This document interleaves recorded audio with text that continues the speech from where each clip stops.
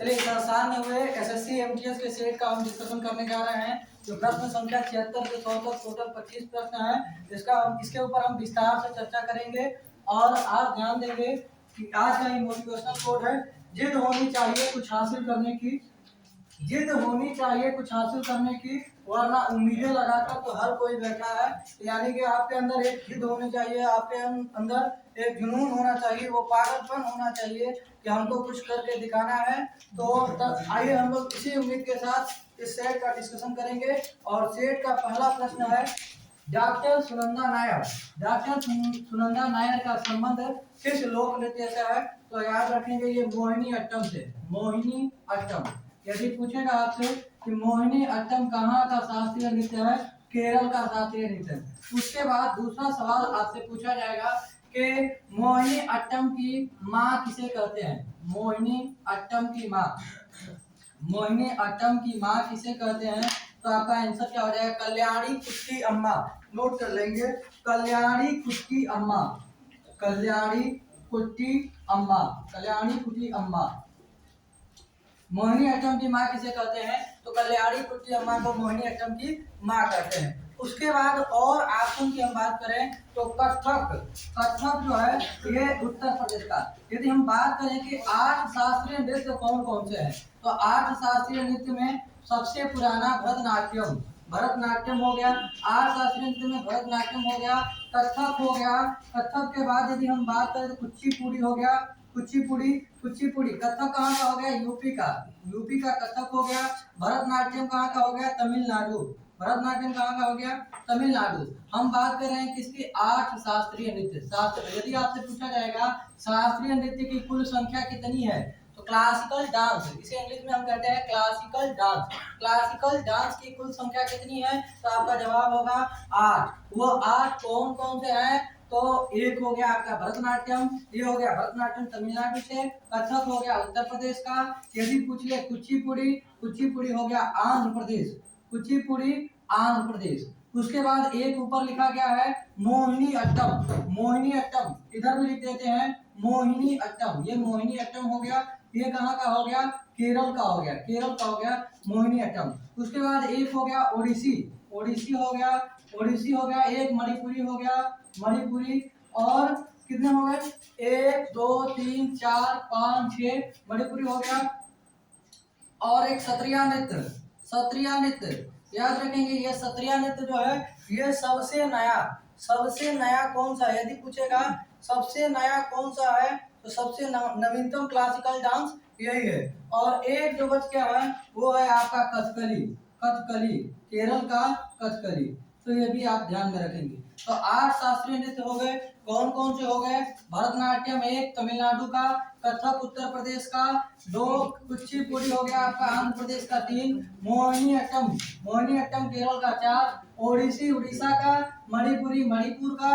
और सत्रिया नृत्य कहाँ का है? असम का। सत्रिया नृत्य असम का। आपसे यदि पेपर में पूछा जाएगा कि नवीनतम क्लासिकल डांस कौन सा है, तो नवीनतम क्लासिकल डांस या नवीनतम शास्त्रीय नृत्य कौन सा है? सत्रिया नृत्य कहाँ का है? असम का है। कथकली कहाँ का है? केरल का। तो ये हो गए आपके 8 शास्त्रीय नृत्य, ठीक है, तो याद रखेंगे। उसके बाद अगला सवाल क्या पूछा गया है कि निम्न में से कौन सी पुस्तक अरुंधति राय द्वारा नहीं लिखी गई है? अरुंधति राय द्वारा नहीं लिखी गई है। तो ऑप्शन में दिया गया है, पहला ऑप्शन दिया गया है कैपिटलिज्म। पहला ऑप्शन क्या है? Capitalism, capitalism, capitalism. तो ये तो है भैया, ये तो अरुंधति राय की है, तो ये तो आंसर होगा नहीं, ठीक है। और ऑप्शन क्या दिया गया है? ऑप्शन दिया गया है the god of small things. Option में क्या दिया गया है? The god of small thing, the god of small thing. तो ये भी है, ये भी है इनका, अरुंधति राय की ये भी रचना है। और एक ऑप्शन दिया गया है an ordinary person guide to empire. क्या दिया गया है? An ordinary, an ordinary person, ordinary person, person guide to, guide to empire, guide to empire. तो ये भी अरुंधति राय की बुक है। यानी ये तीनों तो अरुंधति राय की बुक है। कौन कौन सी? An ordinary persons, guide to empire, capitalism और the god of small thing. तीनों में सबसे महत्वपूर्ण की बात करें और सबसे ज्यादा बार कौन सी पूछी गई है तो God of small thing. The god of small thing इसी पुस्तक के लिए इन्हें 1997 में बुकर अवार्ड मिला था। और जब भी आपसे पूछेगा कि बुकर पाने वाली पहली महिला कौन सी है, अरुंधति राय। बुकर पाने वाली पहली महिला कौन सी है, अरुंधति राय। साथ ही साथ याद रखेंगे यदि पूछ ले कि बुकर पाने वाली दूसरी महिला कौन सी है, किरण देसाई। दोनों प्रश्न आप याद रखेंगे। बुकर पाने वाली पहली महिला, इधर नाम लिख देते हैं, अरुंधति राय। अरुंधति राय बुकर पाने वाली पहली महिला है। इनको 1997 में the god of small things के लिए बुकर प्राइज मिला था। ठीक है। उसके बाद यदि आपसे पूछ ले बुकर पाने वाली दूसरी महिला पूछेगा तो किरण देसाई बुकर पाने वाली दूसरी महिला कौन सी है, किरण देसाई है। और यदि आपसे पूछ ले यदि आपसे पूछता है कि किरण देसाई को बुकर कब मिला तो इन्हें 2006 में मिला था और ये बुकर पाने वाली दूसरी महिला है। और इनकी बुक का नाम क्या है, the inheritance of loss. The inheritance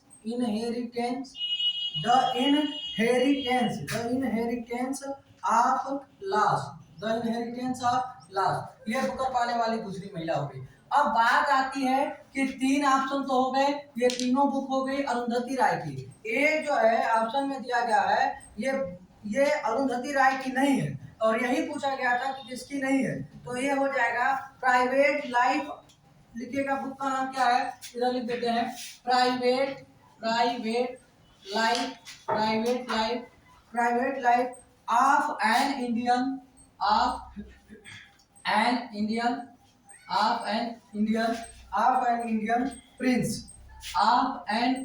Prince. तो ध्यान से देखेंगे क्या लिखा गया है, private life of an Indian Prince. ये हो गया आपका, ये मुल्क राज आनंद की बुक है। तो आपसे पूछा गया था कि कौन सी बुक अरुंधति राय की बुक नहीं है, तो ये जो बुक है private life of an Indian Prince, ये मुल्क राज आनंद की बुक है। मुल्क राज आनंद की बुक है, तो याद रखेंगे। यदि आपसे पूछ लिया जाए कि पोस्ट ऑफिस के लेखक कौन है, पोस्ट ऑफिस के लेखक कौन है, तो आंसर हो जाएगा रविंद्रनाथ टैगोर। RNT साथ में लिख देते हैं, पोस्ट ऑफिस के लेखक है रविंद्रनाथ टैगोर। ठीक है। उसके बाद यदि आपसे पूछ लिया जाए कि गोरा उपन्यास किसने लिखा है, गोरा उपन्यास किसकी है, तो ये भी रविंद्रनाथ टैगोर की है। तो याद रखेंगे ये प्रश्न दूसरा। तीसरा सवाल क्या पूछा गया है कि ऑस्ट्रेलिया और भारत की सेनाओं के बीच संयुक्त सैन्य अभ्यास ऑस्ट हिंद 22 का आयोजन कहाँ किया गया है, तो याद रखेंगे पहला नंबर अभ्यास का क्या नाम है, ऑस्ट्रेलिया और भारत की जो सेनाओं के बीच अभ्यास होता है, याद रखेंगे आष्ट्रा हिंद। कौन सा है, आष्ट्र हिंद अभ्यास। अभ्यास का क्या नाम है, आष्ट्र हिंद अभ्यास। और 2022 में इसका आयोजन जो हुआ है ये कहाँ हुआ है, तो याद करेंगे ये राजस्थान में हुआ है। कहाँ आयोजन हुआ है, इसका आयोजन हुआ है राजस्थान में आयोजन हुआ है। यदि आपसे पूछ ले शक्ति गरुण और अरुण, ये जो एक्सरसाइज है, और एक फ्रिंजेक्स एक्सरसाइज। यदि आपसे पूछे फ्रिंजेक्स एक्सरसाइज, तो ये सब किसके साथ होती है, ये फ्रांस के साथ होती है, फ्रांस के साथ। और यदि आपसे पूछ ले वज्र प्रहार, यदि आपसे पूछ ले युद्धाभ्यास एक्सरसाइज किसके बीच में होती है।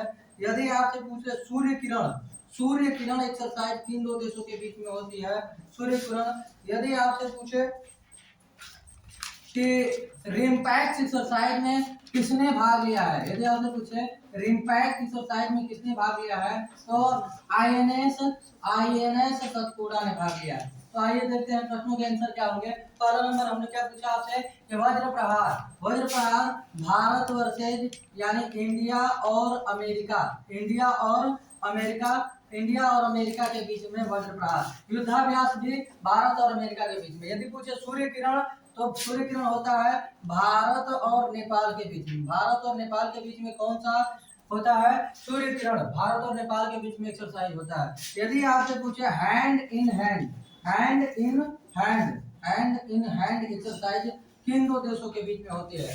Hand in hand, hand in hand याद रखेंगे भारत और आपका जो ये साथी है, साथी नहीं है, ठीक है, भारत और जो कोरोना देश है, कोरोना, कोरोना, भारत और कोरोना के बीच, ठीक है, भारत और कोरोना के बीच, ठीक है, तो याद रखेंगे, ठीक है। तो ये हो गया आपका आंसर, क्या हो गया? राजस्थान हो गया, ठीक है। अब हिमाचल प्रदेश ऑप्शन में क्या दिया गया है? हिमाचल प्रदेश दिया गया है। ऑप्शन में दिया गया है कौन कौन से ऑप्शन? आंसर होगा राजस्थान। जो 8 हिंद 2022 हुआ है एक्सरसाइज, ये भारत और ऑस्ट्रेलिया के बीच में और राजस्थान में हुआ है, ठीक है। उसके बाद जो हम ऑप्शन की बात करें तो ऑप्शन में ए तो दिया गया है हिमाचल, राजस्थान हो गया, हिमाचल दिया गया है। हिमाचल से पहले तो आप याद रखेंगे यहाँ के मुख्यमंत्री सुखविंदर सिंह सुक्खू, यहाँ के मुख्यमंत्री जो बने हैं, यहाँ के 15वें मुख्यमंत्री हैं सुखविंदर सिंह सुक्खू, सुखविंदर सिंह सुक्खू यहाँ के 15वें मुख्यमंत्री हैं। ये भी थोड़ा आप ध्यान में रखेंगे। यदि आपसे पूछ लेगा दूसरा चीज, यदि आपसे पूछा जा सकता है हिमाचल की कुछ प्रमुख योजनाएं, तो नारी को नमन योजना, जो फेमस पेपर में कई बार टेट के एग्जाम में भी पूछा गया था, नारी को नमन योजना, नारी को नमन योजना। और हाल ही में यदि लेटेस्ट योजना की हम बात करें तो संजीवनी योजना, संजीवनी योजना, संजीवनी योजना, संजीवनी योजना, संजीवनी योजना नोट कर लेंगे। संजीवनी योजना जो पशुधन है, पशुधन की, पशुओं के स्वास्थ्य की देखभाल करने के लिए। सीधा पूछा जाएगा कि हाल ही में हिमाचल प्रदेश ने संजीवनी योजना शुरू किया है। संजीवनी योजना का उद्देश्य क्या है? कि पशुओं के स्वास्थ्य की देखभाल करना। यानी कि आपको पता होना चाहिए कि कुछ रोग पशुओं में ऐसे होते हैं जो पशु से मानव में हो जाते हैं, तो उन रोगों से देखभाल करना, जो रोग पशुओं से मानव में फैल रहे हैं। यानी कुल मिलाकर संजीवनी योजना किससे संबंधित है? पशुओं के देखभाल, पशुओं के देखभाल से संबंधित है संजीवनी योजना। ये हो गई ये हो गई आपकी हिमाचल प्रदेश की। उसके बाद आप याद रख सकते हैं कौन कौन सी याद रख सकते हैं? जैसे आप याद रख सकते हैं हींग की पहली जैविक खेती करने वाला, हींग की पहली जैविक खेती करने वाला राज्य कौन सा है? तो ये भी आपका हो जाएगा कौन सा? हिमाचल प्रदेश। हिमाचल प्रदेश की यदि आपसे दूसरी राजधानी पूछ ले तो धर्मशाला। हिमाचल की दूसरी राजधानी कौन सी है? धर्मशाला। यदि आपसे पूछ ले 100% एलपीजी युक्त और धुआं मुक्त, 100% एलपीजी युक्त और धुआं मुक्त राज्य कौन सा है?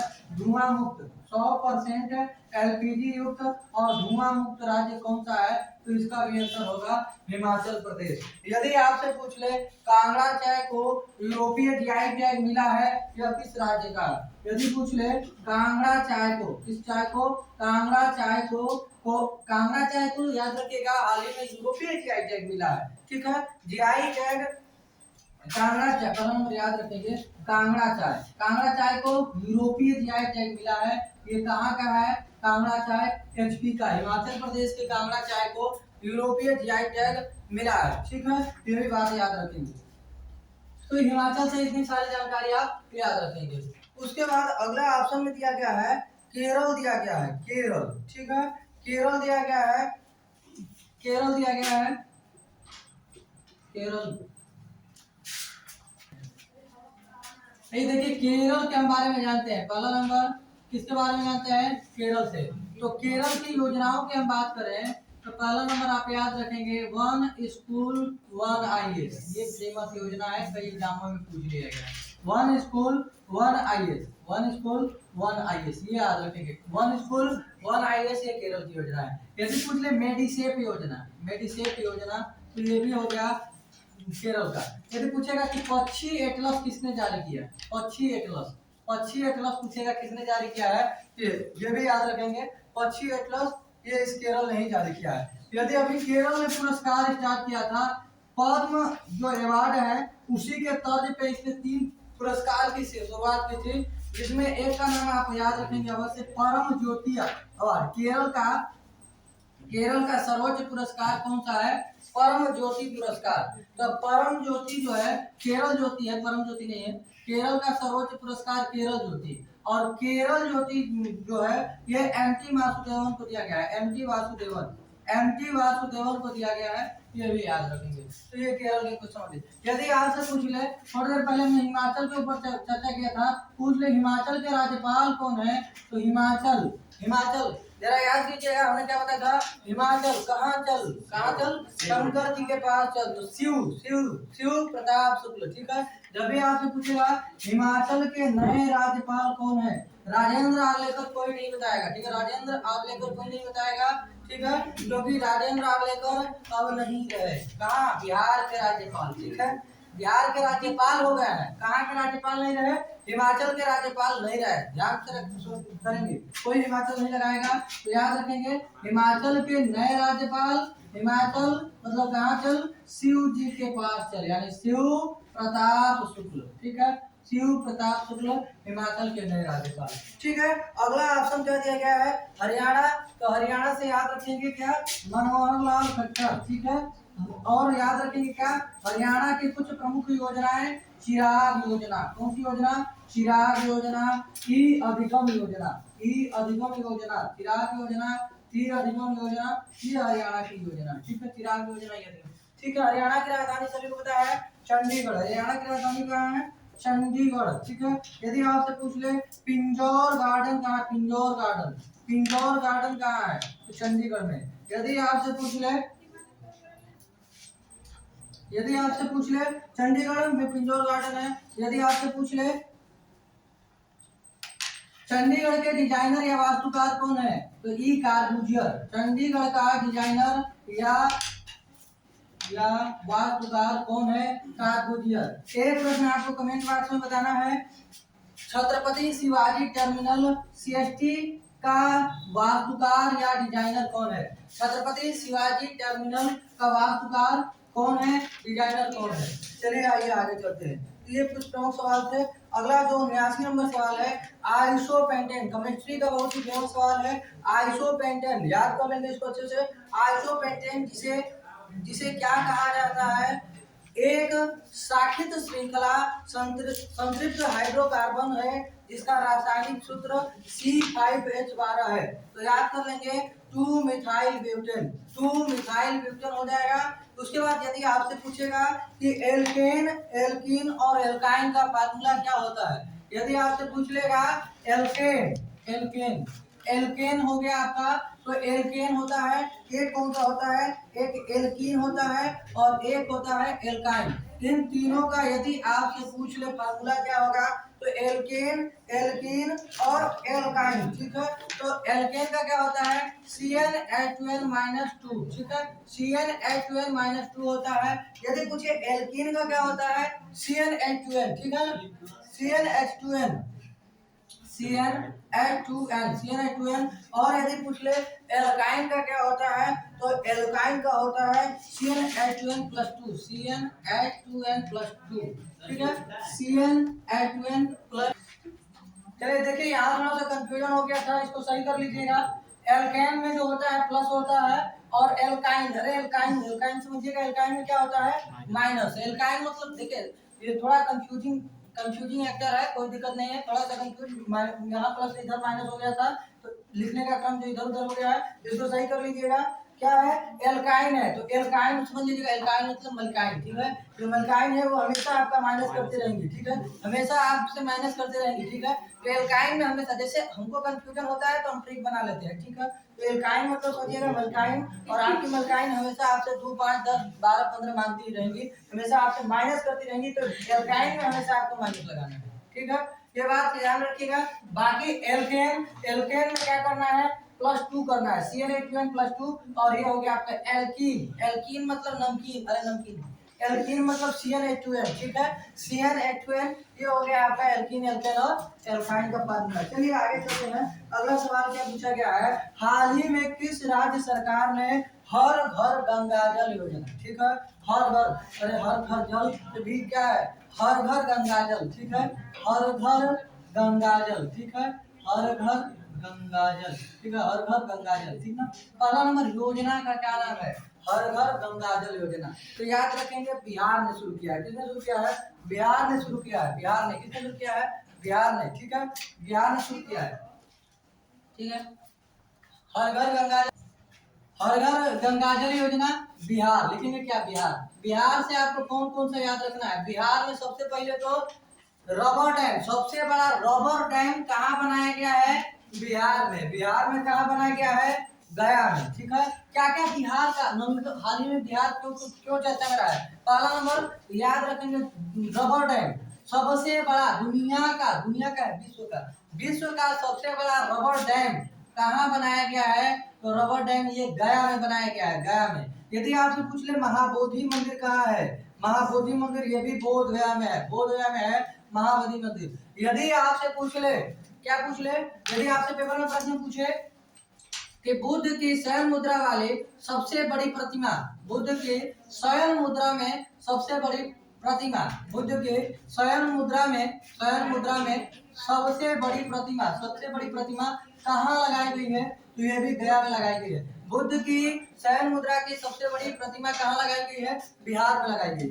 उसके बाद बिहार से आप याद रखेंगे राजधानी, तो सभी को पता है बिहार की राजधानी कहाँ है, पटना, बिहार की राजधानी कहाँ है, पटना। यदि पूछेगा कि बिहार का हाई कोर्ट कहाँ है, तो भी आपका आंसर क्या हो जाएगा, पटना में। यदि आपसे पूछ ले कि पटना हाई कोर्ट की स्थापना कब हुई, 1916 में, पटना हाई कोर्ट की कब स्थापना हुई, 1916 में, ठीक है। उसके बाद एक दो प्रश्न और याद रखेंगे आप, जो सीता माता की सबसे ऊंची प्रतिमा लगाए गए थे, ये भी आप याद रखेंगे, सीतामढ़ी बिहार में सीता माता की 251 फीट ऊंची प्रतिमा, सीता माता की 251 फीट ऊंची प्रतिमा जो है ये सीतामढ़ी बिहार में लगाई गई है, ये भी याद रखेंगे। तो इतने सारे प्रश्न आपको बिहार से संबंधित याद रखने हैं, और हर घर गंगाजल योजना प्रश्न का आंसर हो जाएगा बिहार, ठीक है।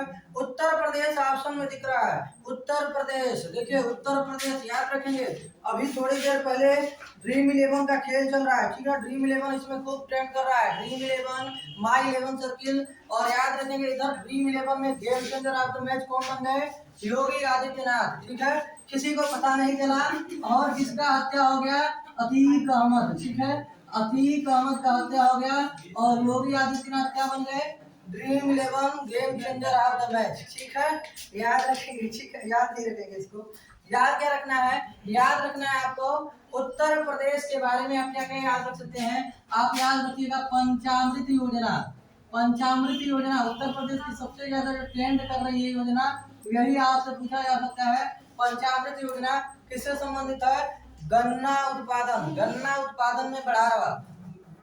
पूछा जाएगा कि गन्ना आलू के लिए फेमस उत्तर प्रदेश है, ठीक है, सबसे ज्यादा गन्ना और आलू कहाँ होता है, तो यहीं पर होता है, ठीक है। गन्ना प्रजनन केंद्र, यदि पूछेगा कि गन्ना प्रजनन केंद्र कहाँ स्थित है, गन्ना प्रजनन केंद्र यदि आपसे पूछ ले, गन्ना प्रजनन केंद्र, गन्ना, देखिए गन्ना, ठीक है, गन्ना प्रजनन केंद्र, तो आपका आंसर क्या होगा, कोयम्बटूर में। गन्ना प्रजनन केंद्र कहाँ स्थित है, कोयम्बटूर में स्थित है, ठीक है। उत्तर प्रदेश के बारे में आप याद रखेंगे थोड़ी सी जानकारी। उत्तर प्रदेश यदि आपसे पूछ ले, स्थापना पूछ ले, इधर लिख लेते हैं 24 जनवरी 1950, 24 जनवरी 1950। उत्तर प्रदेश का पुराना नाम पूछ ले, संयुक्त प्रांत। उत्तर प्रदेश की राजधानी तो पूछना नहीं है, सबको पता है उत्तर प्रदेश की राजधानी कहाँ है, लखनऊ। उत्तर प्रदेश की राजधानी कहाँ है, लखनऊ। और लखनऊ में याद रखिएगा चार बाग में क्या स्थापित किया गया है, पहला हेल्थ स्टेट, पहला हेल्थ एटीएम, पहला हेल्थ एटीएम कहाँ खोला गया है, पूछेगा कि पहला हेल्थ एटीएम कहाँ खोला गया है, आप याद कर लेंगे 4 बाग लखनऊ में, ठीक है। उसके बाद थैला बैंक की शुरुआत किसने की है, लखनऊ नगर निगम ने थैला बैंक की शुरुआत की है, ठीक है। पंचामृत योजना हो गया, ये हो गया उत्तर प्रदेश से संबंधित थोड़ी जानकारी, आप इतना जरूर ध्यान में रखेंगे। एक याद रखेंगे, यूपी का हाई कोर्ट यदि पूछेगा कि उत्तर प्रदेश का हाई कोर्ट कहाँ है, तो इलाहाबाद में। उत्तर प्रदेश का हाई कोर्ट कहाँ है, इलाहाबाद में। और उत्तर प्रदेश का हाई कोर्ट इलाहाबाद में है, लेकिन पूछेगा इसका खंडपीठ कहाँ है। उत्तर प्रदेश के हाई कोर्ट का एक खंडपीठ कहाँ है, तो इसका खंडपीठ जो है ये लखनऊ में है। उत्तर प्रदेश हाई कोर्ट का खंडपीठ कहाँ है? लखनऊ में है। ये भी याद रखें। सीएम तो सभी को पता है, सीएम यहाँ के कौन है? योगी आदित्यनाथ। ठीक है, योगी आदित्यनाथ। और याद रखेंगे योगी आदित्यनाथ हो गया। और इनका किस मठ से संबंध है? गोरखपुर मठ। किस मठ से? गोरखपुर मठ है। और गोरखपुर में इनका मठ है, याद रखेंगे। गोरखपुर किस नदी के किनारे है? आपसे पूछ ले कि गोरखपुर किस नदी के किनारे स्थित है? राप्ती नदी। गोरखपुर किस नदी के किनारे है? राप्ती नदी के तट पर स्थित है। ठीक है, ये सब ध्यान। राज्यपाल पूछेगा, यहाँ की राज्यपाल कौन है? आनंदीबेन पटेल। यदि पूछ ले, आनंदीबेन पटेल यहाँ की राज्यपाल है। ठीक है, आनंदीबेन पटेल यहाँ की राज्यपाल है। यदि आपसे पूछेगा one district one product, one district one product किस राज्य की योजना है? One district one product, one district one product ये किस राज्य की योजना है? तो भी आपका आंसर क्या हो जाएगा? वन डिस्ट्रिक्ट वन प्रोडक्ट ये उत्तर प्रदेश की योजना है। ये हो गया उत्तर प्रदेश के बारे में। झारखंड से याद रखेंगे धरनी पोर्टल। पहला नंबर, झारखंड के नए राज्यपाल कौन है? ठीक है, झारखंड के, याद कीजिए क्या बताया था हमने आपको बताया था पहला नंबर झारखंड है भैया, यही झारखंड है। कौन है? झारखंड। आई हो गए हेमंत सोरेन। हेमंत सोरेन, हेमंत सोरेन। अभी हम पिछले वीडियो में आपको 13 नए राज्यपाल दिए हैं, उसको आप एक बार देख लीजिएगा, 13 को याद कर लीजिएगा। और ठीक है, और उसी में एक हमने बताया है क्या? झारखंड के राज्यपाल। ठीक है, यहाँ बता देते हैं सीपी राधाकृष्णन। ठीक है, अरे झार, यहाँ क्या लिखा है? झार। यहाँ क्या लिखा है? राधा। राधा बाल जा रही है। ठीक है, याद कर लीजिए, राधा बाल जा रही है, CP Radhakrishnan. CP Radhakrishnan. Form में आने में थोड़ा टाइम लगता है, ठीक ना? ठीक है, राधा बाल जा रही है, ये हो गया सीपी राधा कृष्णन हो गए झारखंड के राज्यपाल। झरनी पोर्टल पूछेगा किसने लॉन्च किया बाबू? झरनी पोर्टल, झरनी पोर्टल ये याद रखिएगा, झरनी पोर्टल लॉन्च किया है झारखंड ने। हेमंत सोरेन ने क्या कहा कि देखो भैया ऐसा बात है, कंपनी हमारे राज्य में बड़ी बड़ी लग रही है और दूसरे राज्य वाले आके नौकरी कर रहे हैं और पैसा कमा रहे हैं, ऐसा नहीं चलेगा। 75% कोई भी कंपनी झारखंड से एग्रीमेंट करेगा, भैया हम तुम्हारे राज्य में अपने कंपनी लगाएंगे, तो पहला सवाल यही कि 75% झारखंड के कर्मचारी रहेंगे। 25% अन्य स्टेट के या दूसरे देश के कुछ भी रख लो, लेकिन 75% कहाँ के होंगे? झारखंड के। पहला नंबर पोर्टल का क्या नाम है? झरनी पोर्टल या झरनी योजना किसने लॉन्च किया है? झारखंड ने लॉन्च किया है। कितना आरक्षण है? 75% जो होंगे वो झारखंड के ही कर्मचारी इसमें होंगे। समझ गए? ये हो गया आपका झरनी पोर्टल। ठीक है, अगला सवाल देखते हैं। अगला कौन सा आपका? झारखंड हो गया, झारखंड। उसके बाद याद रखेंगे राजस्थान है ऑप्शन में, तो राजस्थान को अभी हमने थोड़ी देर पहले चर्चा में लिया था, याद रखेंगे। राजस्थान का राजधानी कहाँ है? राजस्थान की सवाल है। जनवरी 2023 में 74वें गणतंत्र दिवस समारोह में मुख्य अतिथि कौन बने? पहला नंबर किसकी बात हो रही है? गणतंत्र दिवस, गणतंत्र दिवस। तो भारत कब गणतंत्र हुआ?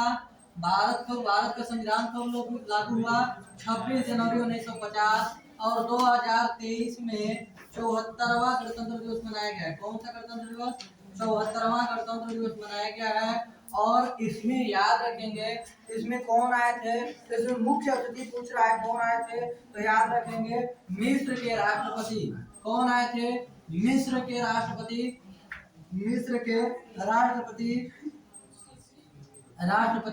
अब्दुल फतेह अल सीसी। ठीक है, अब्दुल फतेह अल सीसी। याद रखिए सीसी और बोतल ये सब मुख्य अतिथि बन जा रहा है। ठीक है, देख लीजिएगा, सीसी बोतल याद रखना है। क्या? अब्दुल फतेह अल सीसी ये मिस्र के राष्ट्रपति हैं और ये क्या बने थे?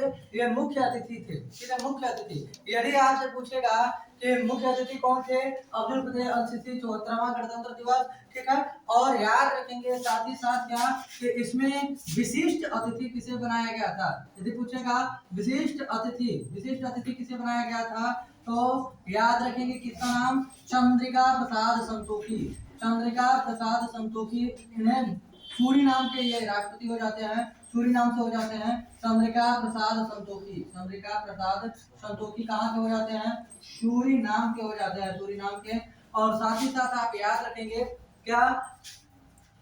मिस्र के राष्ट्रपति हो गए, ये हो गए और 26 जनवरी को ही एक दिवस मनाया जाता है सीमा शुल्क दिवस। अंतर्राष्ट्रीय सीमा शुल्क दिवस कब मनाते हैं? यदि आपसे पूछ ले क्या अंतर्राष्ट्रीय सीमा शुल्क दिवस कब मनाते हैं, तो ये भी हम मना लेते हैं 26 जनवरी को मना लेते हैं। ठीक है। यदि आपसे पूछा जाए कि भारतीय संविधान को कब अंगीकृत किया गया, यदि आपसे पूछ ले भारतीय संविधान को कब अंगीकृत किया गया, 26 नवंबर 1949 को। यदि आपसे पूछे राष्ट्रीय दुग्ध दिवस कब मनाते हैं, राष्ट्रीय दुग्ध दिवस कब मनाते हैं, तो याद कर लीजिएगा राष्ट्रीय दुग्ध दिवस मनाते हैं 26 नवंबर को ही राष्ट्रीय दुग्ध दिवस मनाते हैं। ठीक है। उसके बाद विश्व दुग्ध दिवस यदि आपसे पूछ ले विश्व दुग्ध दिवस कब मनाते हैं, तो आपका आंसर होगा 1 जून को। 1 जून को कौन सा दिवस? विश्व दुग्ध दिवस मनाते हैं। ठीक है, चलिए याद कर लीजिएगा। आगे क्या दिया गया ऑप्शन में? अन्य ऑप्शन में एक तो ऑप्शन हो गया अब्दुल फतेह अल सीसी, उसके बाद ऑप्शन में दिया गया शेख हसीना। शेख हसीना कौन है? याद कर लेंगे शेख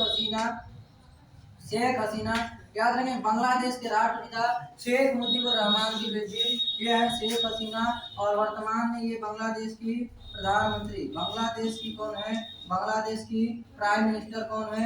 यही है। और याद रखेंगे बांग्लादेश की राजधानी ढाका और मुद्रा क्या है? टका, और यहाँ की संसद का नाम जातीय संसद। ठीक है, जातीय संसद। ठीक है, 3 चीज याद रखेंगे। क्या याद रखेंगे? ढाका टका। ठीक है, ढाका टका याद रखेंगे। ठीक है, ये टका यानी यहाँ की राजधानी ढाका, ये हो गया टका, और यहाँ का संसद का नाम क्या हो जाएगा? जातीय संसद। यहाँ की संसद का नाम हो जाएगा।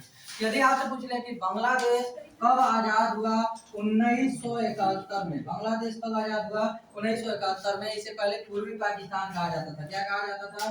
पूर्वी पाकिस्तान कहा जाता था। बांग्लादेश को क्या कहा जाता था? पूर्वी पाकिस्तान। 1971 में।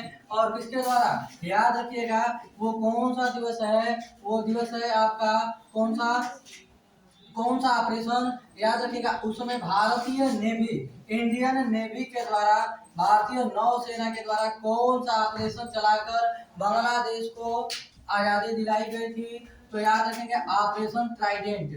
कौन सा ऑपरेशन?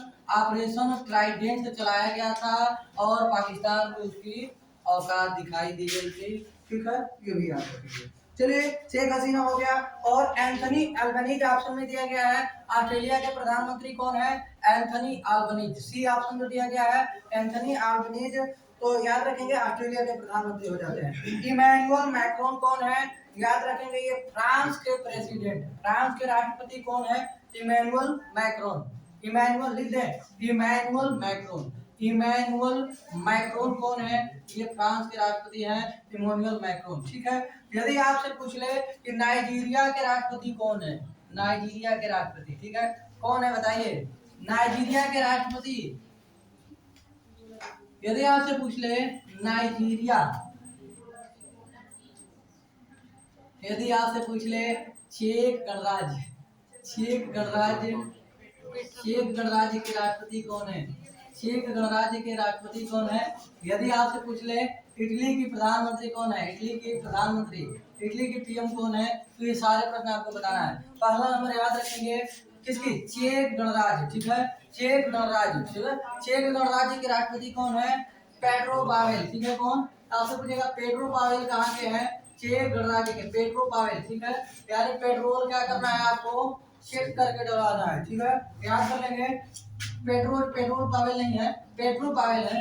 पेट्रो हो गया आपका पेट्रोल, या वो भी कैसा पेट्रोल है? पावर पेट्रोल है। और पावर पेट्रोल है तो पहले चेक करा लीजिए कि पेट्रोल ही है कि डीजल है। ठीक है, यानी चेक गणराज्य के हो जाएंगे, रिलेट करके याद रखेंगे। बोला, ठीक है, ये क्या हो गया? नाइजीरिया के राष्ट्रपति कौन है? बोला टिनुबू। ठीक है, जैसे ही कोई बोला तो तैसे ही तुरंत क्या? बोला ना बोला। ठीक है, यहाँ रखेंगे क्या? बोला ना बोला। ठीक है, बोला ना बोला। ठीक है, तो बोला टिनुबू हो जाएंगे। कौन हो जाएगा? बोला टिनुबू। ये कहाँ के हैं? नाइजीरिया के हैं। इटली की प्रधानमंत्री अभी हाल ही में भारत दौरे पे आई थी, चर्चा में है। इटली की प्रधानमंत्री जॉर्जिया मेलोनी, ये इटली की प्रधानमंत्री होगी। चलिए आइए आगे सवाल चलते हैं। अगला सवाल क्या है कि पद्मश्री पुरस्कार से सम्मानित गोपाल प्रसाद दुबे किस नृत्य से संबंधित है? गोपाल प्रसाद दुबे, आइए देखते हैं। गोपाल प्रसाद दुबे किसका नाम बोला गया है? जीपी दुबे। क्या है? जीपी दुबे, यानी कि गोपाल प्रसाद दुबे। गोपाल प्रसाद दुबे ये किससे संबंधित है? छऊ नृत्य से संबंधित है। और छऊ ज्यादा फेमस कहाँ है? झारखंड में। छऊ कहाँ का है? झारखंड का है, याद रखेंगे। अगला सवाल क्या है? आवर्त सारणी में सोडियम कहाँ स्थित होता है? तो आपको पता है सोडियम कहाँ? बाईं ओर स्थित होता है। तो पहला नंबर याद रखेंगे आप, क्या क्या प्रश्न? पहला नंबर ये जो प्रश्न पूछा गया है, यदि आप आवर्त सारणी पर बढ़िया तरीके से नहीं पढ़े हैं तो फिर तो आपको परेशान करेगा ही, ठीक है। तो इस तरह के प्रश्न जो है ये आपको हमेशा दर्द देते रहेंगे, ठीक ना। तो उस दर्द को दूर करने का उपाय क्या है? आप आवर्त सारणी ढंग से पढ़िए। अभी तो सेट के डिस्कशन में हम एक लिमिट समय के अंदर कुछ महत्वपूर्ण प्रश्न आपको आवर्त सारणी से रिलेटेड बता देते हैं, जो बार बार पेपर में पूछा जाता है। आवर्त सारणी, पहला नंबर आवर्त सारणी। पहला नंबर पूछेगा कि आवर्त सारणी जो है किसने आवर्त सारणी पूछेगा कि आवर्त सारणी किसने तैयार की थी? तो ये मेंडलीफ ने। किसने तैयार की थी? मेंडलीफ ने। आवर्त सारणी किसने तैयार की? मेंडलीफ ने, ठीक है। और लेकिन इन्होंने किस पर तैयार किया था? परमाणु द्रव्यमान। यदि आपसे पूछेगा कि मेंडलीफ की आवर्त सारणी किस पर आधारित थी, तो ये परमाणु द्रव्यमान पर आधारित थी। परमाणु द्रव्यमान पर आधारित थी। उसके बाद यदि आपसे पूछ ले कि आधुनिक आवर्त सारणी किसने तैयार की है, यदि आपसे पूछेगा आधुनिक आवर्त सारणी, आधुनिक आवर्त सारणी किस पर आधारित है, तो आप नोट कर लेंगे आधुनिक आवर्त सारणी जो है इसे मोजले ने बनाया था। किसने बनाया था? मोजले। मोजले, क्या लेना है? मौज लेना है, मौज लेना है। आधुनिक आवर्त सारणी आधुनिक समय में क्या करना है? मौज लेना है। डाउट होगा तो ध्यान दीजिए। पहला नंबर आवर्त सारणी किसने तैयार किया? मेंडलीफ ने। लेकिन आधुनिक लगा देगा तो आधुनिक समय में हम क्या कर रहे हैं? मौज कर रहे हैं, मौज कर रहे हैं। क्या कर रहे हैं? मौज कर दिया बेटा, ठीक है। क्या कर दिया? मौज कर दिया। 18,000 का मोबाइल खरीद रहा है कि मेरे क्लास लेने में दिक्कत हो रहा है और उस पर क्या कर रहा है? वीडियो बना के डाल रहा है, ठीक है। वीडियो बना के डाल रहा है कौन? ठीक है, यही हो गया मौज कर रहा आदमी टाइम में, ठीक ना। उसके बाद आप कौन सा प्रश्न याद रखेंगे? याद रखेंगे इसमें कितने आवर्त होते हैं, पूछेगा आवर्तों की संख्या। आधुनिक आवर्त सारणी में आवर्तों की संख्या कितनी है? आवर्त कैसे होते हैं? तो क्षैतिज होते हैं। क्षैतिज को हम क्या कहते हैं? जो क्षैतिज होते हैं उन्हें हम क्या कहते हैं? आवर्त कहते हैं। और इनकी संख्या कितनी है? 7। आवर्तों की संख्या पूछेगा तो कितनी है? 7, ठीक है। यदि पूछेगा वर्ग या ग्रुप की संख्या, वर्ग या ग्रुप की संख्या कितनी होती है, तो याद रखेंगे 18। वर्ग या ग्रुप की संख्या कितनी होती है? 18 होती है, ठीक है। ये भी बात आपको ध्यान में रखनी है, ठीक है। यदि पूछेगा कि आधुनिक आवर्त सारणी में गैसों की कुल संख्या कितनी है, आधुनिक आवर्त सारणी में वर्ग ग्रुप जो होते हैं ऐसे जो है, जो क्या होते हैं? ऊर्ध्वाधर होते हैं, ऊर्ध्वाधर होते हैं, उन्हें हम वर्ग ग्रुप कहते हैं। यदि आपसे पूछेगा कि आधुनिक आवर्त सारणी में कुल कितनी गैसें हैं, तो 11 गैसें हैं। कितनी गैसें हैं? 11 गैसें हैं, ठीक है। उसके बाद यदि आपसे पूछेगा कि सबसे हल्की धातु, ठीक है, आधुनिक आवर्त सारणी में सबसे भारी धातु कौन सी है और सबसे हल्की धातु कौन सी है, तो सबसे भारी धातु पूछेगा तो ओस्मियम। सबसे भारी धातु क्या होगा? ओस्मियम। और सबसे हल्की धातु पूछेगा तो आपका आंसर क्या होगा? लिथियम। लिथियम, ठीक है। बाकी आप तो सभी तत्वों के परमाणु क्रमांक याद रखेंगे, सभी तत्वों के 1 से 20 तक गया जमाना, ठीक है। गया जमाना 1 से 20 तक याद कर लिए, 30 तक पूरा याद कीजिए आवर्त सारणी, ठीक है। बाकी याद आप क्या रखेंगे? सबसे भारी गैस कौन सी है? आधुनिक आवर्त सारणी में सबसे भारी गैस कौन सी है? तो सबसे भारी गैस रेडान। सबसे भारी गैस धातु पूछेगा तो ओस्मियम होगा बाबू। सबसे भारी धातु पूछेगा तो आपका ओस्मियम होगा, लेकिन गैस पूछेगा तो रेडान होगा। और एक और प्रश्न पूछेगा आपसे कि कौन सी गैस वायुमंडल में नहीं पाई जाती है, तो रेडान। कौन सी गैस वायुमंडल में नहीं पाई जाती है, तो रेडान वायुमंडल में नहीं पाई जाती है। उसके बाद यदि आपसे पूछा जाएगा, उसके बाद क्या पूछा जाएगा कि भूकंप आने पर किस गैस की मात्रा बढ़ जाती है, तो ये रेडान की मात्रा भूकंप आने पर बढ़ जाती है, ठीक है। चलिए रोक लीजिए। प्रश्न नंबर 85 कर रहा है कि सर्वश्रेष्ठ ओरिजिनल स्कोर के लिए ऑस्कर पुरस्कार जीतने वाले पहले भारतीय संगीतकार। ऑस्कर पुरस्कार जीतने वाले पहले व्यक्ति पूछेगा तो भानु अथैया होगा, लेकिन संगीतकार पूछ रहा है। कार्टून डिजाइन के लिए भानु अथैया को दिया गया था गांधी फिल्म में, ठीक है, लेकिन 1983 में दिया गया था भानु अथैया को। लेकिन यह सारी जानकारी आपसे नहीं पूछी जा रही है, आपसे पूछी जा रही है कि संगीतकार ऑस्कर जीतने वाले पहले संगीतकार कौन है। तो याद रखेंगे A R Rahman. A R Rahman. और ए आर रहमान को कब दिया गया? 2009 में दिया गया। कब दिया गया? 2009 में दिया गया।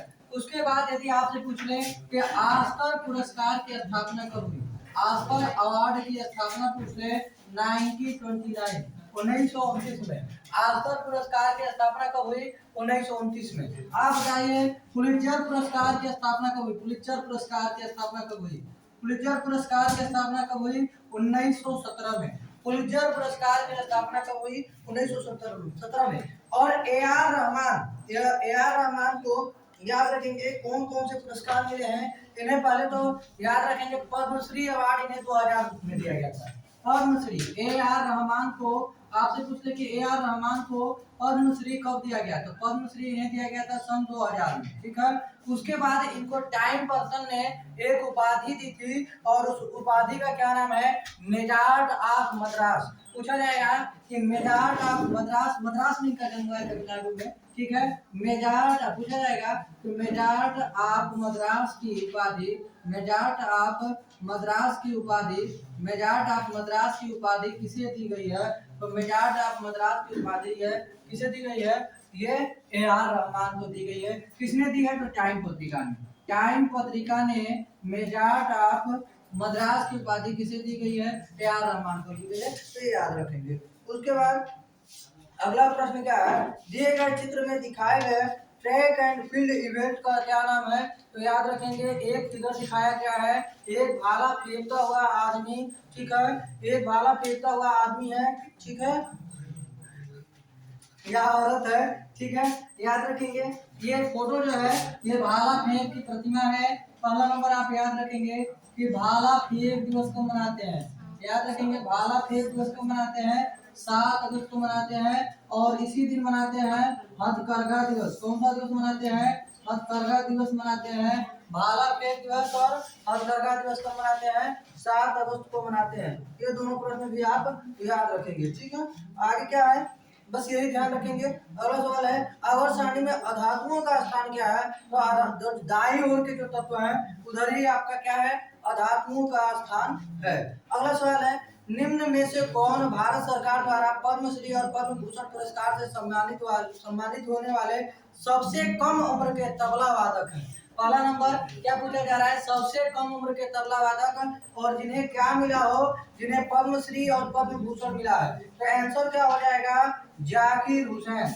आंसर क्या हो जाएगा? जाकिर हुसैन है जिन्हें सबसे कम उम्र में पद्मश्री और पद्म भूषण मिला हुआ है। और याद रखेंगे जाकिर हुसैन को कब मिला था? 1988 में पद्मश्री, 1988 में पद्मश्री और 2002 में इन्हें क्या मिला था? पद्म भूषण मिला था। पद्मश्री को मिला था? पद्मश्री मिला था 1988 में और पद्म भूषण को मिला था? तो ये मिला था 2002 में। और जाकिर हुसैन किससे संबंधित है? क्या बजाते हैं? उस्ताद जाकिर हुसैन तबला वादक। क्या बजाते हैं? तबला वादक हैं, ठीक है। तब कुछ तबला वादकों के नाम, ठीक है, कुछ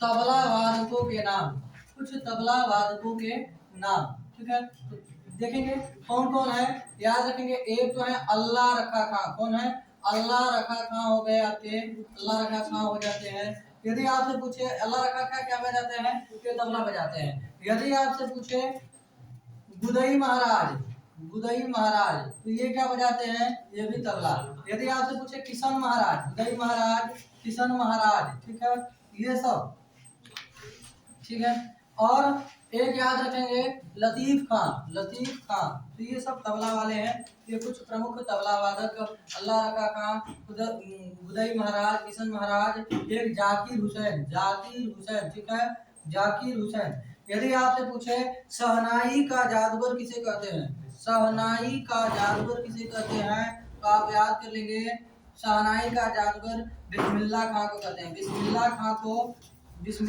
क्या कहते हैं? शहनाई का जादूगर कहते हैं। यदि पूछे कि हरि प्रसाद चौरसिया को पद्म विभूषण कब मिला? पहला नंबर, हरि प्रसाद चौरसिया क्या बजाते हैं? अरे हरि है तो हरा हरा बांस की बांसुरी, ठीक है, बांसुरी बजाते हैं। हरि प्रसाद चौरसिया, एक और नाम याद रखेंगे, पन्ना लाल घोष, ये दोनों क्या बजाते हैं? दोनों बांसुरी बजाते हैं, याद रखेंगे। यदि आपसे पूछ ले हरि प्रसाद चौरसिया को पद्म विभूषण कब मिला? 2000 में। हरि प्रसाद चौरसिया को पद्म विभूषण कब मिला? 2000 में। चलिए अगला सवाल है, किस कोशिका सिद्धांत ने सिद्ध किया कि लिपिड की अर्धद्रव्य प्रकृति समग्र द्विपरत के भीतर प्रोटीन के पार्श्व संचलन को सक्षम बनाती है? तो याद रखेंगे कौन सा सिद्धांत है? तो द्रव मोजाइक मॉडल सिद्धांत है, इससे ये पता चला था, ठीक है। पहला नंबर आपसे पूछेगा कि कोशिका की खोज किसने की? तो याद रखेंगे रॉबर्ट हुक का नाम, किसने? रॉबर्ट हुक ने कोशिका की खोज की। उसके बाद यदि आपसे पूछे कि सबसे बड़ी कोशिका किसकी होती है? तो याद रखेंगे सबसे बड़ी कोशिका शुतुरमुर्ग के अंडे की कोशिका होती है। शुतुरमुर्ग के अंडे की कोशिका होती है। यदि आपसे पूछे कि सर्वप्रथम कोशिका विभाजन किसने देखा था? सर्वप्रथम कोशिका विभाजन किसने देखा था? तो कोशिका विभाजन सर्वप्रथम विरचाऊ ने देखा था। किसने देखा था? विरचाऊ ने देखा था सर्वप्रथम कोशिका विभाजन, ठीक है। तो ये सारी जानकारी आप याद रखेंगे। अगला, एम्पियर के संबंध में सही कथन की पहचान करें। एम्पियर पहला नंबर, विद्युत धारा का मात्रक क्या है? एम्पियर। विद्युत धारा का मात्रक क्या है? एम्पियर। और 1 कूलम आवेश प्रति सेकंड के प्रवाह को क्या कहते हैं? 1 एम्पियर बनता है। सही ऑप्शन क्या हो जाएगा? सी हो जाएगा, ठीक है। अगला सवाल, लोकसभा का एक अध्यक्ष और उपाध्यक्ष कह रहा है कि लोकसभा के अध्यक्ष और उपाध्यक्ष की अनुपस्थिति में संसद के दोनों सदनों की संयुक्त बैठक की अध्यक्षता कौन करेगा? पहला नंबर, कौन सा आर्टिकल कहता है कि लोकसभा का एक अध्यक्ष और एक उपाध्यक्ष होगा? भारतीय संविधान के किस अनुच्छेद में कहा गया है कि लोकसभा का एक अध्यक्ष और एक उपाध्यक्ष होगा? तो आर्टिकल नंबर 93, ठीक है। उसके बाद आपसे पूछा जाएगा क्या? उसके बाद पूछा जा सकता है आपसे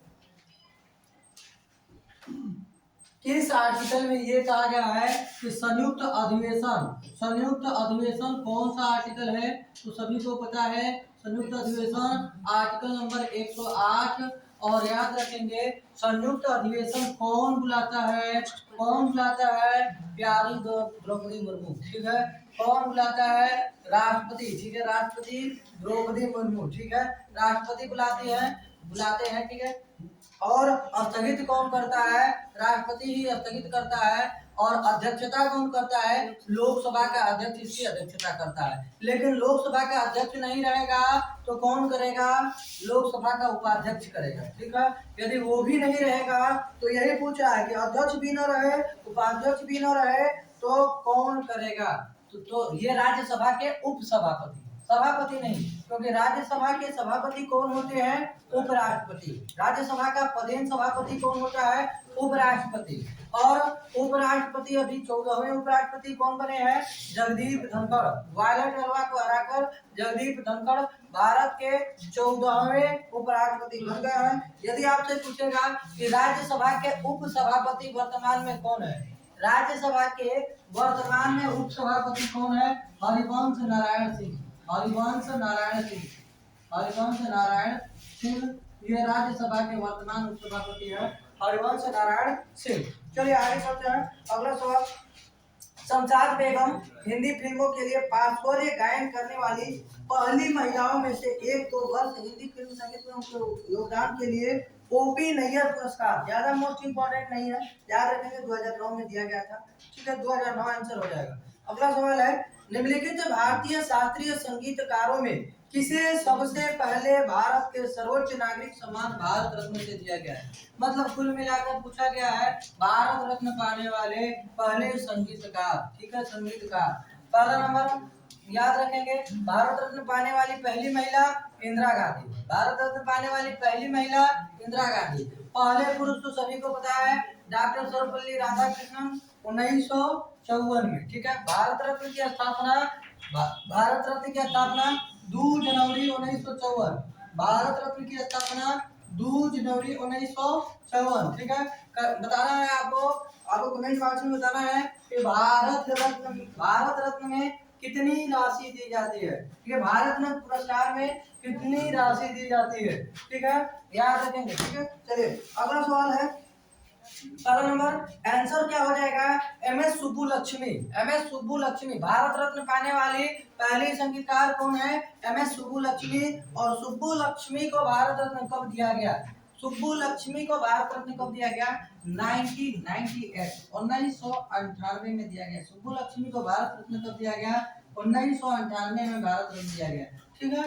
भारत रत्न पाने वाले पहले विदेशी कौन है? भारत रत्न पाने वाले पहले विदेशी कौन है? खान अब्दुल गफ्फार खान। 1987 में खान अब्दुल गफ्फार खान को भारत रत्न कब दिया गया? 1987 में। सारी चीजें बोर्ड पर नहीं लिख के बता सकते हैं, कुछ चीजें आप अपने श्रवण कौशल से सुनिए और उसे खुद से नोट कर लेंगे, ठीक है। याद रखेंगे किसको? भारत रत्न पाने वाले पहले विदेशी खान अब्दुल गफ्फार खान, सीमांत गांधी 1987 में। भारत रत्न पाने वाले दूसरे विदेशी यदि पूछ ले, दूसरे विदेशी नेल्सन मंडेला। भारत रत्न पाने वाले दूसरे विदेशी नेल्सन मंडेला। और नेल्सन मंडेला को 1990 में भीमराव अंबेडकर के साथ पूछेगा कि नेल्सन मंडेला को भारत रत्न कब मिला? 1990 में। इनके साथ साथ भीमराव अंबेडकर को भारत रत्न कब मिला? 1990 में। भीमराव अंबेडकर को भी भारत रत्न 1990 में, ठीक है।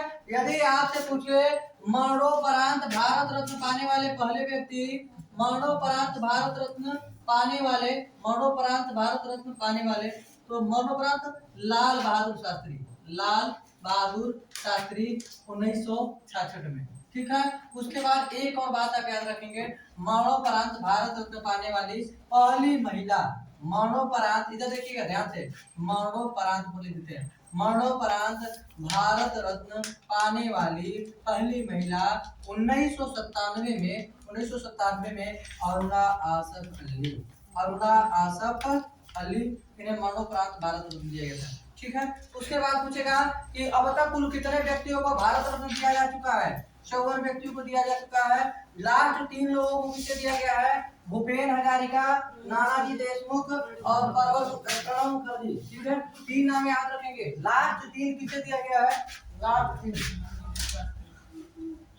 लास्ट 3 दिया गया है, किसे दिया गया है? भूपेन हजारिका। कौन है? भूपेन हजारिका। भूपेन हजारिका ये कहाँ से हो जाते हैं? और एक हो गए नानाजी देशमुख, नानाजी देशमुख, और एक हो गए आपके प्रणब मुखर्जी, परवर मुखर्जी, प्रणब मुखर्जी, ठीक है। प्रणब मुखर्जी को सबको तीनों को 2019 में, तीनों को कब दिया गया? 2019 में भारत रत्न दिया गया है। लास्ट टाइम यही भारत रत्न इन्हीं को, मतलब लास्ट टाइम दिया गया है। इसके बाद अभी कोई वैसे काबिल मिल नहीं रहा है, ठीक है। कोई वैसा मिलेगा तो दिया जाएगा, ठीक है। भूपेन हजारिका कहाँ के हो जाते हैं? नोट कर लेंगे, असम से हो जाते हैं। नानाजी देशमुख महाराष्ट्र से, और प्रणब मुखर्जी वेस्ट बंगाल से, वेस्ट बंगाल से, ये भी आप थोड़ा ध्यान में रखेंगे। चलिए उसके बाद जो ऑप्शन में आपको दिया गया है बिस्मिल्ला खां, थोड़ी देर पहले बताया था शहनाई के जादूगर बिस्मिल्ला खां, आज इनको कब मिला था? भारत रत्न। बिस्मिल्ला खां को भारत रत्न कब मिला? मिला क्या भारत रत्न? मिला है, मिला है 2001 में। यदि पूछेगा बिस्मिल्ला खां को भारत रत्न कब मिला? 2001 में, 2001 में। उसके बाद पूछेगा कि आगे दिया गया है ऑप्शन लता मंगेशकर। लता मंगेशकर का हाल ही में निधन हो गया। स्वर कोकिला किसे कहते हैं? स्वर कोकिला लता मंगेशकर, ठीक है। और लता मंगेशकर को भारत रत्न कब मिला? 2001 में। लता मंगेशकर को भारत रत्न कब मिला? 2001 में। कब मिला? 2001 में मिला। उसके बाद लास्ट ऑप्शन दिया गया है रविशंकर। रविशंकर, पंडित रविशंकर को कब मिला? पंडित रविशंकर सितार पंडित रविशंकर का कौन सा वाद्य यंत्र है? तो यहाँ देखिए लिखते हैं सितार, सितार पंडित रविशंकर। पंडित रविशंकर को यदि पूछेगा कि भारत रत्न कब मिला तो इनका लिख लीजिएगा, पंडित रविशंकर को मिला था 1999 में। रविशंकर को कब मिला? 1999 में भारत रत्न मिला। ठीक है। और यदि आपसे पूछ ले कि भीमसेन जोशी, ये भी संगीतकार ही है, भीमसेन जोशी जो है इनको भारत रत्न कब मिला? भीमसेन जोशी, भीमसेन जोशी, भीमसेन जोशी को 2009 में। भीमसेन जोशी को कब भारत रत्न मिला? भीमसेन जोशी, यहाँ ध्यान से देखिएगा, यहाँ लिखा गया है भीमसेन जोशी, और इन्हें कब मिला? 2009 में। 2009 में भीमसेन जोशी को क्या मिला? भारत रत्न मिला। चलिए आइए देखते हैं प्रश्न संख्या 95। करा निम्नलिखित मराठी लेखकों में कौन आत्मकथा के लेखक थे? मतलब कौन से जो है एक आत्मकथा का नाम दिया गया है, यहाँ देख सकते हैं आपकी माझ्या जन्माची चित्रकथा, ये आत्मकथा है। ठीक है। और पूछा जा रहा है कि इसको किसने लिखा है? किसने लिखा है? तो इसका सही आंसर क्या होगा? शांताबाई। ठीक है, शांताबाई। किसने लिखा है? शांताबाई। शांताबाई ने लिखा है, शांताबाई ने लिखा है, ध्यान रखेंगे। ठीक है। उसके बाद अगला पूछा गया है कि आमतौर पर किसी आर्थिक सूचकांक में वर्षों की श्रृंखला के किस वर्ष को आधार वर्ष कहा जाता है? तो किसी भी श्रृंखला जो होता है उसे हम किसे आधार वर्ष कहते हैं? तो जो भी प्रथम वर्ष होता है, प्रथम वर्ष जो भी होता है उसे हम क्या कहते हैं? आधार वर्ष कहते हैं। कौन सा? आधार वर्ष, बेस ईयर कहते हैं। बेस ईयर क्या कहते हैं? बेस ईयर, यानी कि आधार वर्ष कहते हैं। यदि आपसे पूछ ले कि पंचवर्षीय योजना की शुरुआत कब हुई? पंचवर्षीय योजना की शुरुआत कब हुई? ठीक है। पंचवर्षीय योजना की शुरुआत कब हुई? तो आपको बताओ कि 1951 पहली पंचवर्षीय योजना 1951 से 1956 तक। यदि आपसे पूछे कि किस पंचवर्षीय योजना में नाबार्ड और एग्जिम बैंक की स्थापना हुई? नाबार्ड तो बहुत लोगों को पता होता है, लेकिन एग्जिम बैंक को निगलेक्ट कर देते हैं। नाबार्ड थोड़ा बड़ा है, ठीक है, ज्यादा पेपर में भी पूछा जाता है, लेकिन दोनों याद रखना है। एग्जिम बैंक, अरे साथ में लिखा है जी एक्सपोर्ट इम्पोर्ट, यानी आयात निर्यात बैंक, इसी को हिंदी में लिख देगा आयात निर्यात बैंक। आयात निर्यात बैंक यानी कि एग्जिम बैंक, इसकी स्थापना भी 1982 में हुआ है, इसका भी 1982 में, और नाबार्ड का भी स्थापना 1982 में। यदि पूछेगा कि नाबार्ड के अभी वर्तमान में प्रमुख कौन है? केवी साजी। केवी साजी नाबार्ड के प्रमुख कौन है? केवी साजी। नाबार्ड के प्रमुख अभी वर्तमान में कौन है? केवी साजी है। यह भी बात थोड़ा आपको ध्यान में रखना है। ठीक है। चलिए आगे चलते हैं। निम्न में से स्थलीय ग्रह की पहचान कीजिए। अगला सवाल क्या है? प्रश्न नंबर 97। निम्न में से स्थलीय ग्रह, पहला नंबर याद रखेंगे, जो आंतरिक ग्रह है, जो इंटरनल प्लेनेट है, आंतरिक ग्रह को ही हम स्थलीय ग्रह या इंटरनल प्लेनेट कहते हैं। ठीक है। पहला नंबर किसकी बात हो रही है? आंतरिक ग्रह। आप किसकी पहचान करनी है? आंतरिक ग्रह की। आंतरिक ग्रह को हम क्या कहते हैं? Internal planet. क्या कहते हैं? Internal planet. और इसी को हम क्या कहते हैं? इसी को हम स्थलीय ग्रह भी कहते हैं, स्थलीय ग्रह भी कहते हैं। तो आप याद रखेंगे पहला नंबर क्या क्या, पहला नंबर इसका आंसर क्या हो जाएगा?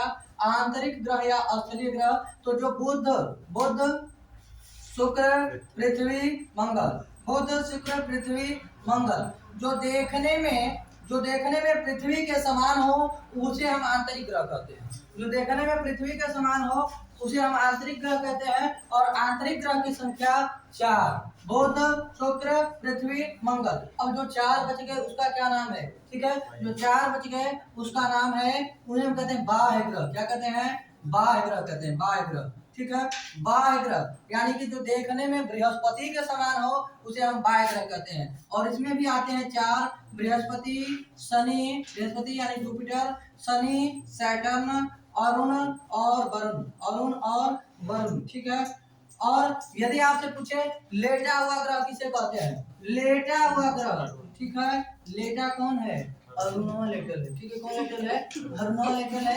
याद कर लेंगे, हमेशा अरुण और वरुण में आपको कंफ्यूजन होगा तो समझ लीजिए कौन लेटा है?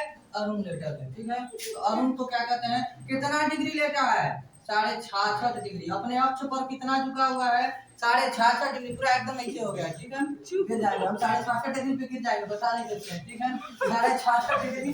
ठीक है, ये हो गया आपका, ये 66.5 डिग्री पे बाह्य ग्रह बोलते हैं। ठीक है, चलिए आगे देखते हैं और बात करें हिसाब से ग्रह से जो प्रश्न बनते हैं, विशाल लाल धब्बे वाला ग्रह मंगल हो जाता है। विशाल लाल धब्बे वाला ग्रह कौन है? मंगल है, ठीक है। उसके बाद पूछेगा पृथ्वी का बहन किसे कहते हैं? शुक्र को। सांझ या भोर का तारा शुक्र को कहते हैं। सबसे बड़ा ग्रह बृहस्पति, सबसे छोटा ग्रह बुध। और यदि आपसे पूछ ले सूर्य से बढ़ती दूरी के अनुसार, ये देखिए ये हो गया आपका सूरज मामा नहीं, सूरज, ठीक है। ये कौन हो गया? ये सूर्य, चंद्रमा है, ठीक है, सूर्य। ये हो गया आपका सन हो गया। और सभी को पता है ये किसका मिश्रण है? ये सूर्य किसका मिश्रण है? हाइड्रोजन और हीलियम। हाइड्रोजन और हीलियम का मिश्रण है। सबसे ज्यादा इसमें हाइड्रोजन पाया जाता है। और यदि पूछे सूर्य से बढ़ती दूरी के अनुसार ग्रहों का क्रम बता दीजिए, तो सभी को पता है सबसे पहले कौन आता है? बुध। यानी सूर्य के सबसे नजदीक ग्रह कौन है? बुध। उसके बाद कौन आता है? शुक्र। उसके बाद कौन आता है? पृथ्वी। उसके बाद कौन आता है? मंगल। उसके बाद बृहस्पति और शनि, अरुण, वरुण। अरुण, वरुण। तो यदि पूछेगा सूर्य से सबसे दूर कौन है? वरुण। सबसे नजदीक कौन है? तो बुध। ये भी जानकारी आपको याद रखनी है, ठीक है। तो सांझ या भोर का तारा, ये सब ध्यान में रखेंगे। सबसे गर्म ग्रह कौन सा है? चलिए देखिए, आखिरी प्रश्न है, प्रश्न संख्या 100, ठीक है। क्या कह रहा है कि 1997 ईस्वी के बुकर पुरस्कार के विजेता the god of small things किस भारतीय लेखक का पहला उपन्यास है? तो याद रखेंगे, अभी थोड़ी देर पहले हमने बताया भी था, अरुंधति राय। किसका उपन्यास है? अरुंधति राय का उपन्यास है। कौन सा उपन्यास है? The god of small thing. The god of small thing उपन्यास का नाम है। The god of small things उपन्यास का नाम है। और इन्हें 1997 में इसी बुक के लिए बुकर अवार्ड मिला था। और अरुंधति राय का ये पहला उपन्यास है, ये भी आप याद रखेंगे। यदि आपसे पूछे, ऑप्शन में दिया गया है झुंपा लाहिड़ी, तो झुंपा लाहिड़ी की एक बुक आप याद रखेंगे, the name sec. The name सेक किसकी पुस्तक है? द नेम सेक किसकी पुस्तक है? झुंपा लाहिड़ी की। और द लोलैंड एक और याद रखेंगे, द लोलैंड। द लोलैंड याद रखेंगे, द लोलैंड किसकी बुक है? तो ये दोनों बुक किसकी है? झुंपा लाहिड़ी की है। यदि आपसे पूछे किरण देसाई की पुस्तक का नाम बताइए, the inheritance of loss. The inheritance, the inheritance of loss, ये किसकी बुक है? याद कर लेंगे, किरण देसाई की बुक है, बुकर पाने वाली दूसरी महिला। उसके बाद अनीता देसाई का नाम आपके ऑप्शन में दिख रहा है, तो अनीता देसाई की बुक याद रखेंगे, इन कस्टडी। एक याद रखेंगे, हम किसकी बता रहे हैं? अनीता देसाई की। अनीता देसाई की, ठीक है, अनीता देसाई की। और इन कस्टडी बुक है। और इन कस्टडी, और इनकी एक बुक है फास्टिंग फेस्टिंग। बुक का क्या नाम है? फास्टिंग फेस्टिंग। अनीता देसाई का सब लिखवा रहे हैं, फास्टिंग फेस्टिंग है बुक का नाम। और क्या है? और एक बुक है इनका, clear light of day. Clear light of day. Clear light of day. Clear light of day. तो ये सारी जानकारी आप याद रखेंगे। ये अनीता देसाई की बुक हो गई। द नेम सेक हो गया झुंपा लाहिड़ी का। ये किसका है? झुंपा लाहिड़ी। नाम क्या है? नाम जिलेबी भाई, झुंपा लाहिड़ी। नाम क्या है? झुंपा लाहिड़ी, ठीक है। बाकी हो गया ये आपका सभी प्रश्नों का डिस्कशन विस्तार से। बाकी आप इनको रिवाइज कीजिए, याद कीजिए, ठीक है। ये आखिरी प्रश्न हो गया आपका। और इसको आप क्या कीजिए? याद कीजिए अच्छे से। खुश रहिए, मस्त रहिए, व्यस्त रहिए और एकदम प्रसन्नचित्त रहिए। बड़ों का सम्मान कीजिए। और भगवान से यही कामना करता हूँ कि आपको अति शीघ्र सफलता मिले। और धन्यवाद।